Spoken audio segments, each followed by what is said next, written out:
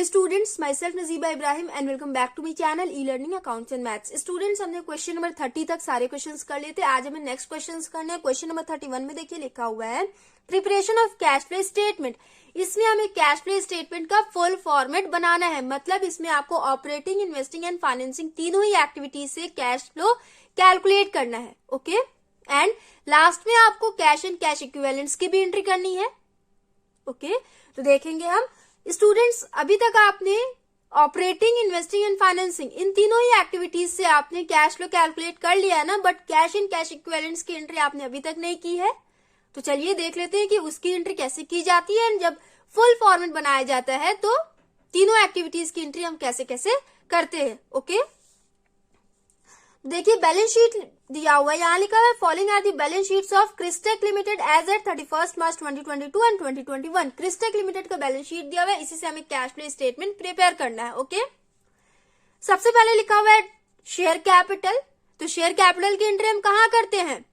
Financing activities में। Okay, reserve and surplus, इसमें आया है profit and loss balance. Profit and loss balance की एंट्री हम कहाँ करते हैं? Net profit before tax calculate करने के लिए, जो कि आता है ऑपरेटिंग एक्टिविटी में। Okay, long term borrowings, long term borrowings की एंट्री होती है फाइनेंसिंग एक्टिविटीज में। करंट लायबिलिटी में दिया हुआ है ट्रेड पेबल, करंट लायबिलिटी आता है ऑपरेटिंग एक्टिविटी में। नॉन करंट एसेट में फिक्स्ड एसेट, उसमें दिया हुआ है टेंजिबल एसेट। फिक्स्ड एसेट की एंट्री हम इन्वेस्टिंग एक्टिविटीज में करते हैं। ओके, करंट एसेट में आ जाएगा inventories and trade receivable. Current asset की एंट्री कहाँ करते हैं? ऑपरेटिंग एक्टिविटी में। एंड लास्ट में दिया हुआ है कैश एंड कैश इक्विवेलेंट्स, तो इसकी एंट्री हम अलग से करते हैं। कैसे करेंगे मैं अभी आपको एंड में बताऊंगी। ओके, यहाँ कुछ एडजस्टमेंट्स भी दिए हुए हैं, उन्हें भी देख लेंगे। Point A, the company paid interest 36,000 on it's long term borrowings. Long term borrowings पे कंपनी ने इंटरेस्ट पे किया 36,000। Depreciation charge on tangible fixed assets was 1,20,000। Depreciation दिया हुआ है 1,20,000। ये था क्वेश्चन। अब देखिए सॉल्यूशन इसका। तो सबसे पहले हम कैश फ्लो स्टेटमेंट का फॉर्मेट बनाएंगे, मैंने ऑलरेडी बना रखा है।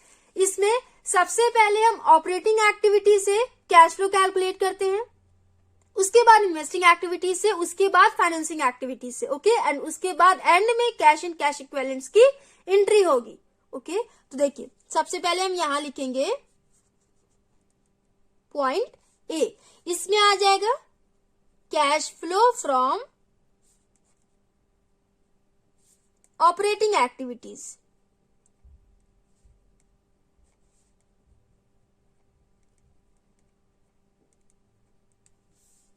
ओके, तो देखिए स्टूडेंट्स, इसमें सबसे पहले किस आइटम की एंट्री होती थी? नेट प्रॉफिट बिफोर टैक्स की। तो उसकी एंट्री कर लेंगे, यहां लिखेंगे नेट प्रॉफिट। ये सारे पॉइंट्स मैंने आपको पीछे ही एक्सप्लेन कर रखा है, सारे बच्चों को आता होगा ना। नेट प्रॉफिट बिफोर टैक्स, इसे कैलकुलेट करेंगे। देखिए प्रॉफिट एंड लॉस का बैलेंस कहाँ होता है? मैंने आपको बताया था बैलेंस शीट के रिजर्व एंड सरप्लस में। यहाँ पे ऑलरेडी गिवन भी है, ब्रैकेट में लिखा हुआ है प्रॉफिट एंड लॉस बैलेंस। तो देखिए लास्ट ईयर प्रॉफिट कितना हुआ था कंपनी को? 4 लाख। करंट ईयर प्रॉफिट कितना हुआ? 3,50,000। लास्ट ईयर से करंट ईयर प्रॉफिट कम हुआ ना? कितने से कम हुआ? 50,000 से प्रॉफिट कम हुआ है करंट ईयर में। ओके, तो मतलब 50,000 से कंपनी को लॉस हुआ है। एंड उसके बाद यहाँ पे आपके क्वेश्चन में सिर्फ प्रॉफिट एंड लॉस का ही बैलेंस गिवन है, ना तो कोई रिजर्व दिया हुआ है, ना ही प्रोविजन फॉर टैक्स का अमाउंट गिवन है, ना ही रिफंड ऑफ टैक्स गिवन है। तो हम नेट प्रॉफिट बिफोर टैक्स में डायरेक्ट प्रॉफिट एंड लॉस का बैलेंस ही लिखेंगे। Okay, and current year minus previous year करेंगे तो कितना हो जाएगा? -50,000। लॉस हुआ है 50,000 का, ये लिखेंगे ब्रैकेट में 50,000। ओके, उसके बाद नॉन कैश आइटम्स का हम एडजस्टमेंट करते हैं ना, तो यहां लिखेंगे adjustments of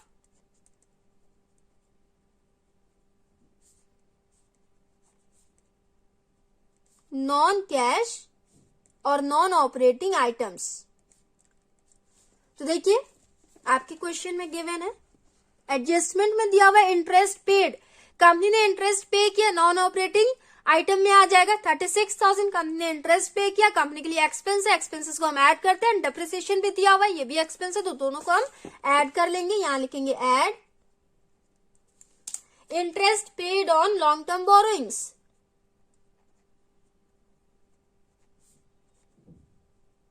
36,000।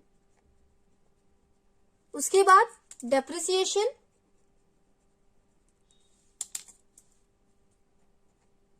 On fixed asset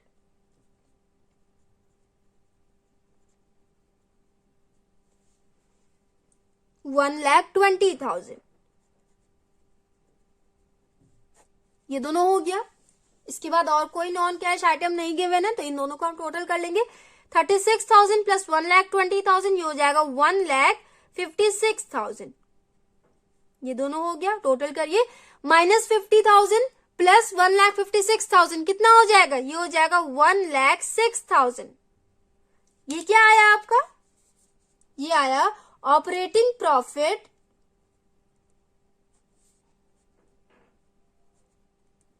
before working capital changes. Operating profit आया आपका ये। इसके बाद हम current asset and current liability का ट्रीटमेंट करते हैं ना, तो देखिए करंट लायबिलिटी पहले करेंगे।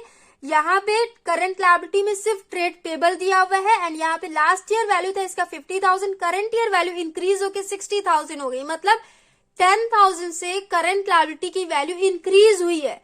तो जब भी करंट लायबिलिटी की वैल्यू इंक्रीज होती है तो उसे हम ऐड करते हैं, तो इसे भी हम ऐड कर लेंगे। यहां लिखेंगे ऐड ट्रेड पेबल।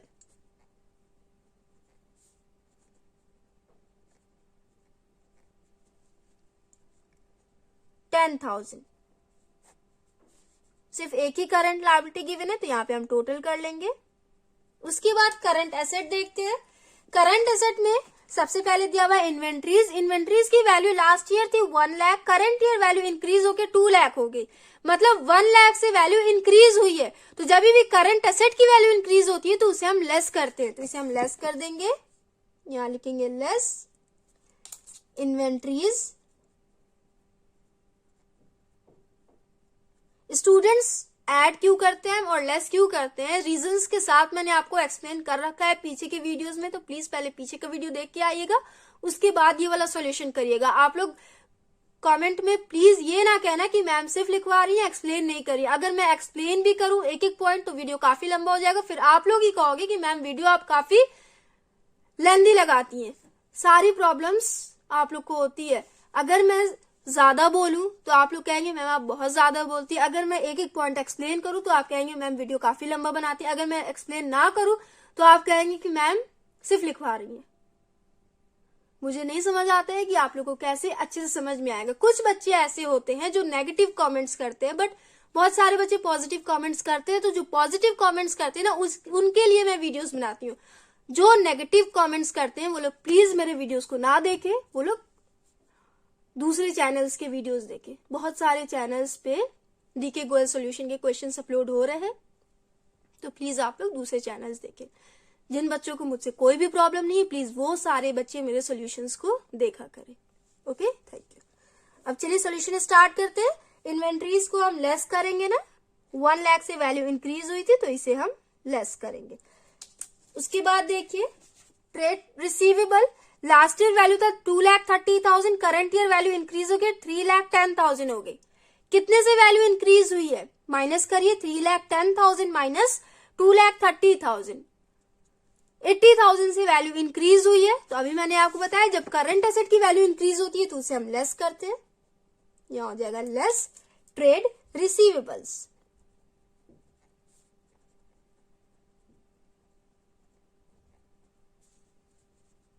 $80,000 लेस करना है, नेगेटिव बैलेंस है तो हो जाएगा ब्रैकेट में। हो गया। करंट एसेट की भी हमने एंट्री कर ली, टोटल कर लेंगे। कैश एंड कैश इक्विवेलेंट्स की एंट्री एंड में होगी, मैं बार बार एक्सप्लेन कर रही हूँ। माइनस 1 लाख माइनस 80,000 ये हो जाएगा ब्रैकेट में 1,80,000। टोटल करेंगे 1,06,000 प्लस 10,000 1,16,000, 1,16,000 माइनस 1,80,000। इसे सॉल्व करिए, ये हो जाएगा माइनस 64,000। ये आ गया आपका कैश यूज्ड इन ऑपरेटिंग एक्टिविटीज। नेगेटिव बैलेंस आया है ना, तो यहां पे लिखेंगे कैश यूज्ड इन ऑपरेटिंग एक्टिविटीज हो गया। इसके बाद इन्वेस्टिंग एक्टिविटीज से हम कैश फ्लो कैलकुलेट करेंगे। तो चलिए पहले यहां पे हम लिख लेंगे पॉइंट बी,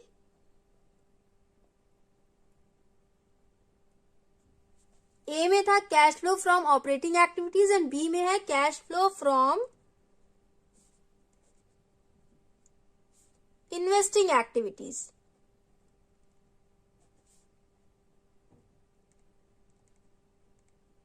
देखिए फिक्स्ड एसेट यहां से देखते हैं। ओके, शेयर कैपिटल इन्वेस्टिंग में आएगा नहीं तो इसकी एंट्री होगी नहीं। रिजर्व एंड सरप्लस में प्रॉफिट एंड लॉस बैलेंस दिया हुआ है, इसकी एंट्री हमने कर ली है। लॉन्ग टर्म बोरोइंग्स इन्वेस्टिंग में नहीं आएगा, फाइनेंसिंग में आएगा, तो इसमें इसकी एंट्री होगी नहीं। ट्रेड पेबल की एंट्री हमने ऑलरेडी कर रखी है, ये आता है ऑपरेटिंग एक्टिविटी में। फिक्स्ड एसेट की एंट्री होती है इन्वेस्टिंग एक्टिविटीज में, तो इसकी एंट्री करेंगे। एंड इन्वेंट्री और ट्रेड रिसीवेबल ये दोनों करंट एसेट है, तो करंट एसेट की एंट्री ऑपरेटिंग में होती है एंड कैश इक्विवेलेंट्स की एंट्री एंड में होगी। तो इन्वेस्टिंग एक्टिविटीज में सिर्फ हम फिक्स्ड एसेट की एंट्री करेंगे। एंड देखिए आपके एडजस्टमेंट में डेप्रिसिएशन भी गिवन है, तो जब भी क्वेश्चन में डेप्रिसिएशन गिवन हो तो उसके लिए अलग से हम वर्किंग नोट में एसेट अकाउंट बनाते हैं ना, तो इसमें भी पहले हम एसेट अकाउंट बनाएंगे। एंड इंटरेस्ट पे किया है कंपनी ने लॉन्ग टर्म बोरोइंग्स में, तो ये नॉन कैश आइटम है, तो ऑपरेटिंग में गया, उसके साथ साथ ये फाइनेंसिंग में भी जाएगा क्योंकि इंटरेस्ट पे किया है कंपनी ने, तो फाइनेंसिंग में जाता है। चलिए cash flow statement investing activities calculate करने के लिए सबसे पहले हमें वर्किंग नोट में एसेट अकाउंट बनाना पड़ेगा।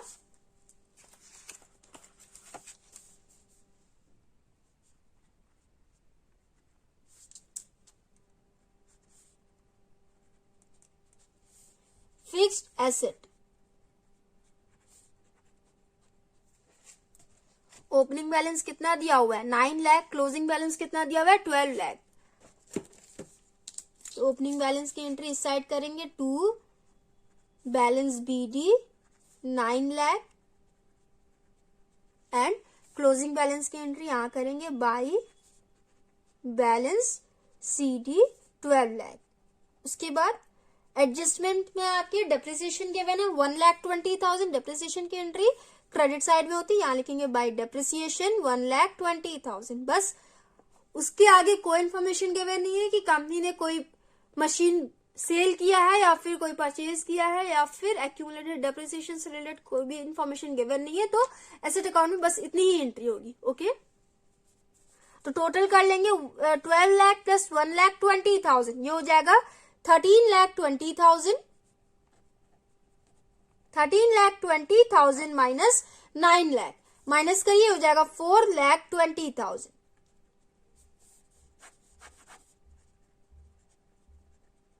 यहां हो जाएगा to bank account and bracket में हो जाएगा परचेज।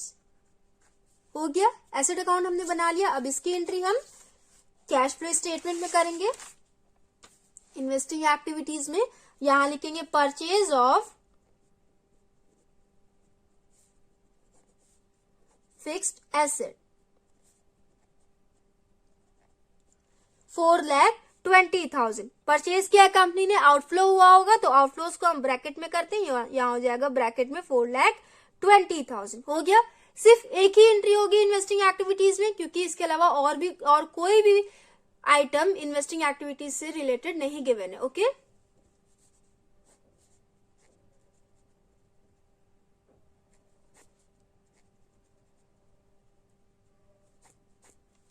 ब्रैकेट में आंसर आया तो यहां हो जाएगा cash used in investing activities.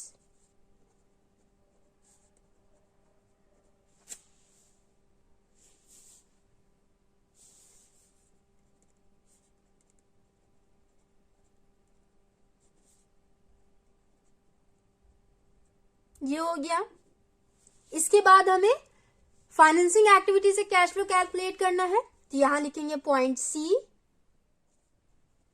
Cash flow from financing activities.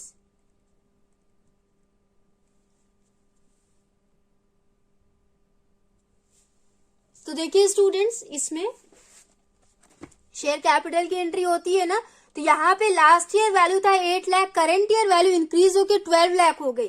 कितने से वैल्यू इंक्रीज हुई है? 4 लाख से वैल्यू इंक्रीज हुई है ना, तो मतलब कंपनी ने शेयर्स इश्यू किया है, तभी तो वैल्यू इंक्रीज हुई है शेयर कैपिटल की।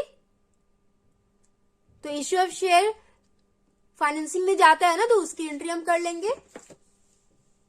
यहां लिखेंगे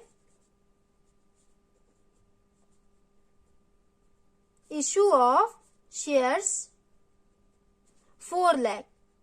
कंपनी ने शेयर इश्यू किया, कैश इनफ्लो हुआ, तो यहां पे 4 लाख हो जाएगा। इसके बाद देखिए स्टूडेंट्स, यहाँ पे लॉन्ग टर्म बोरोइंग्स दिया हुआ है। लास्ट ईयर वैल्यू कितना था? 3,50,000। करंट ईयर वैल्यू इंक्रीज होकर 4,40,000 हो गई। मतलब कंपनी ने और बैंक से लोन लिया है या फिर डिबेंचर इशू किया होगा कंपनी ने, तभी बोरोइंग्स की वैल्यू इंक्रीज हुई है। तो कितने से वैल्यू इंक्रीज हुई है? 4,40,000 माइनस 3,50,000, 90,000 से वैल्यू इंक्रीज हुई है, इनफ्लो हुआ है। तो यहां लिखेंगे लॉन्ग टर्म बोरोइंग्स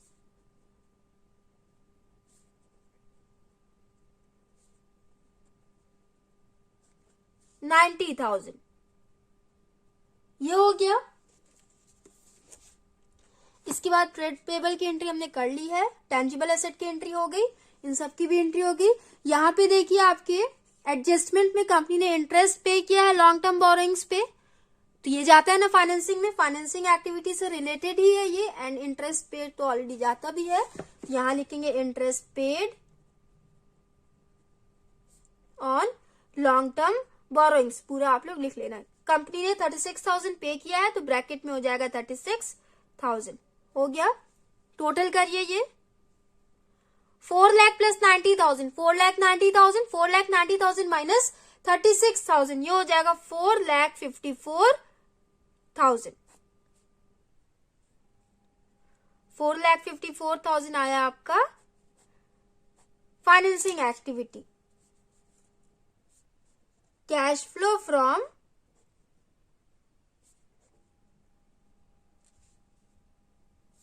पॉजिटिव में आंसर आया है, तो यहां लिखेंगे cash flow from financing activities.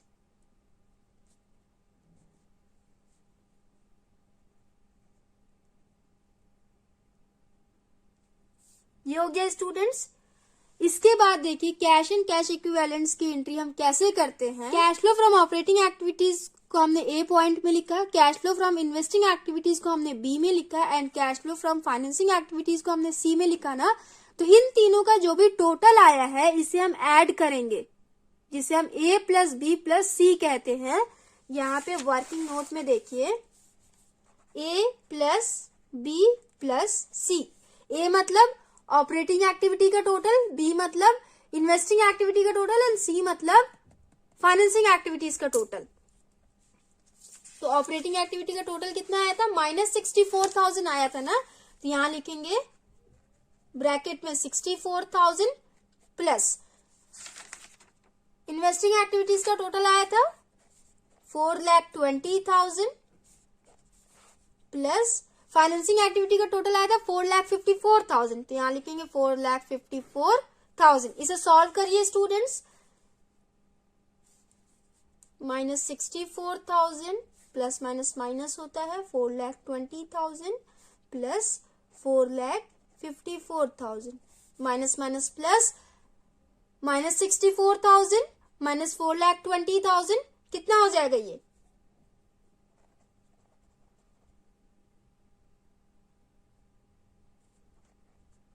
Minus 4,84,000, 4,84,000 minus 4,54,000, इसे सॉल्व करिए, ये हो जाएगा -30,000। टोटल आया आपका -30,000। तो ध्यान से सुनिएगा स्टूडेंट, जब भी इन तीनों को टोटल करेंगे और नेगेटिव बैलेंस आया तो हम लिखते हैं net decrease in cash and cash equivalents. अगर नेगेटिव बैलेंस आया तो नेट डिक्रीज हम लिखते हैं, ओके। और अगर पॉजिटिव बैलेंस आया तो हम लिखते हैं net increase in cash and cash equivalents, ये हो गया। उसके बाद क्या करते हैं, देखिए यहाँ पे नेगेटिव बैलेंस आया ना, -30,000 आया, तो इसकी एंट्री हम इस साइड कर लेंगे। यहां लिखेंगे नेट डिक्रीज इन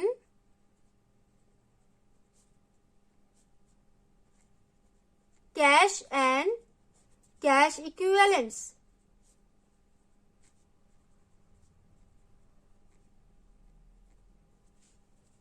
ब्रैकेट में हो जाएगा 30,000।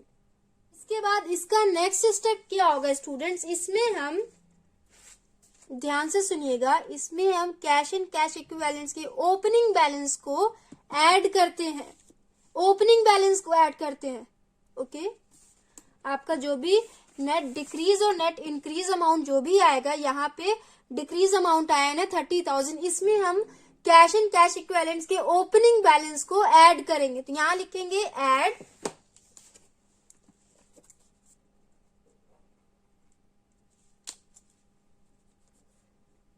कैश इक्विवेलेंट्स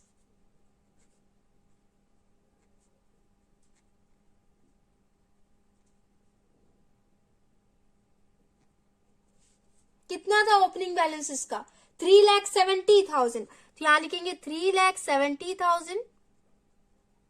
ओके, अब इसे आप टोटल करिए, कितना हो जाएगा, 3,70,000 माइनस 30,000, कैलकुलेट करिए, ये हो जाएगा 3,40,000 ना,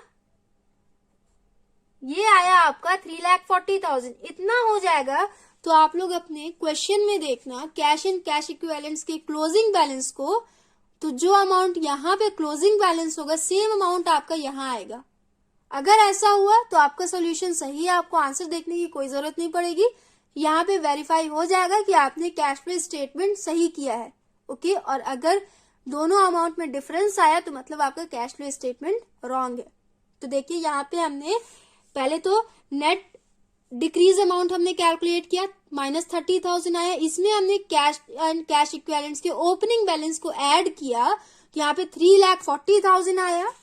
एंड हमने क्वेश्चन में देखा कैश एंड कैश इक्विवेलेंट्स के क्लोजिंग बैलेंस को, तो यहाँ पे 3,40,000 गिवन है।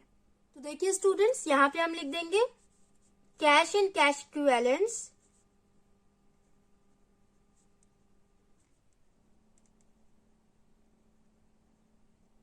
at the end of the year.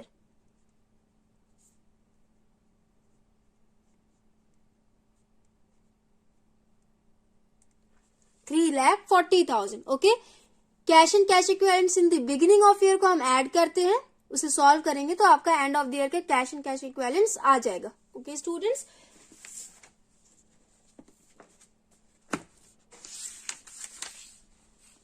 यहाँ पे देखिए लिखा हुआ है ना, आंसर भी चेक कर लेंगे हम। कैश यूज्ड इन ऑपरेटिंग एक्टिविटीज 64,000 हमारा भी आया हुआ है। Cash used in investing activities 4,20,000 and cash from financing activities 4,54,000। Question number 31 हमने कंप्लीट कर लिया। नेक्स्ट वीडियो में हम नेक्स्ट क्वेश्चंस करेंगे। So students, if you like video then please like and comment and do subscribe my channel. Thanks for watching.